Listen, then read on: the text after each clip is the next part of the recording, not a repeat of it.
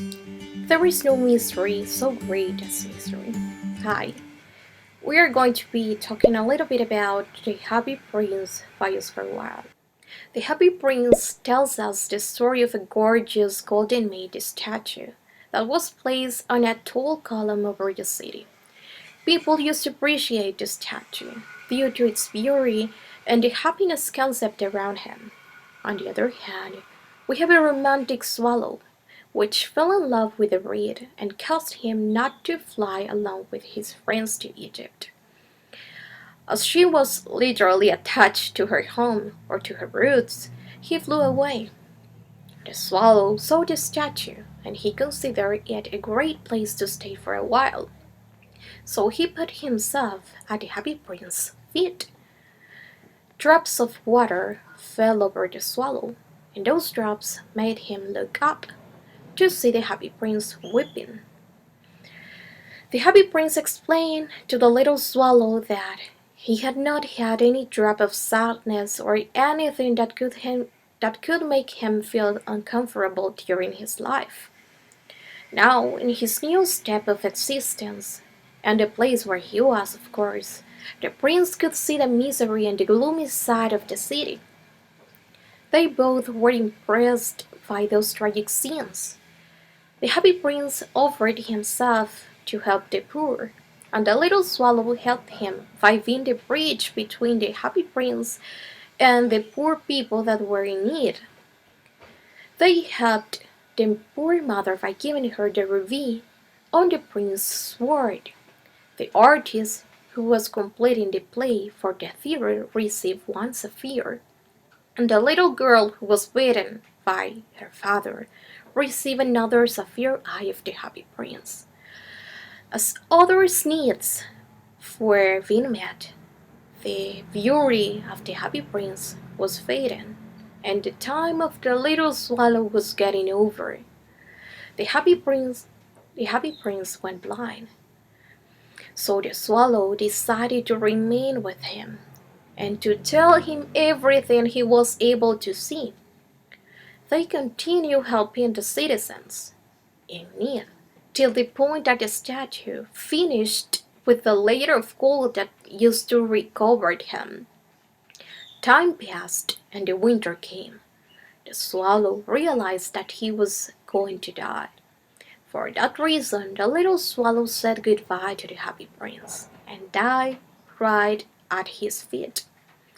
The heart of the happy prince cracked.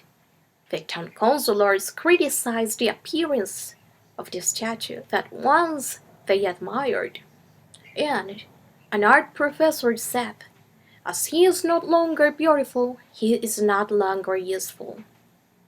They took down the statue, of course. God sent his angels to recollect the most beautiful things in the city, and they took the swallow and the broken heart of the happy prince to the heaven. From this story, we can see that the raising action starts when the swallow meets the happy prince, and the climax occurs when they are together trying to help the citizens of this gloomy city. For me, the resolution is when these two poor things are taken to heaven. Also, we can see some symbolisms. And the number one for me is that the swallow symbolizes the willingness to help and also the loyalty because he remained with the happy prince no matter what circumstances. The number two, the statue symbolizes compassion and benevolence. Even when he was alive, he was not able to see any of those sufferings. When he could, he tried to help others. The number three, for me, the counselors symbolizes authority. If they said something, that must be accomplished. And also they symbolizes vanity. When the statue was beautiful, they used to throw compliments, and when the statue was not beauty anymore, they throw it down. The number four, I think, the citizens symbolize the different phases of life and how hard it is to earn a living. There are some important themes that are taught in this story, and the number one is the value of beauty. How people treat different objects and also people depending of his or her aesthetics. If someone is beautiful, of course they are treated well. The number two, the importance of sadness to awaken compassion.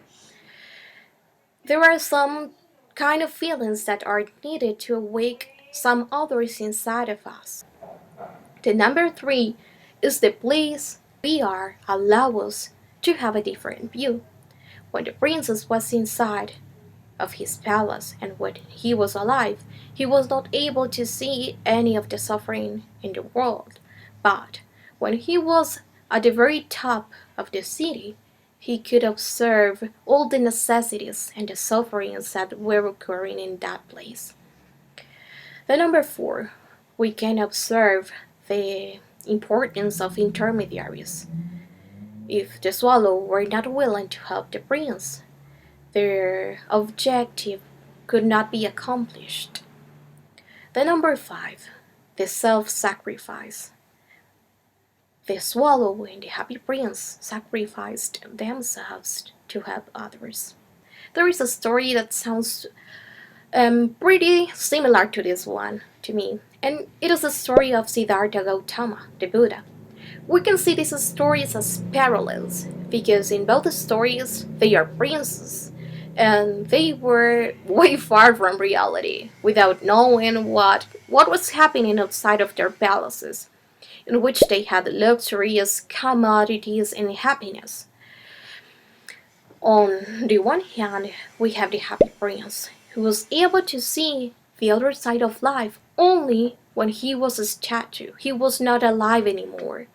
And those images moved him to make something for others, to gain virtue. On the other hand, we have Siddhartha, who saw the suffering of his people by going outside of his palace. Thus, it made him abandon all his commodities and try to learn from holy men to gain enlightenment. Let us with an important or with two important moral lessons: the importance of compassion. The number two is that there is a price for ones who help others. Thank you so much.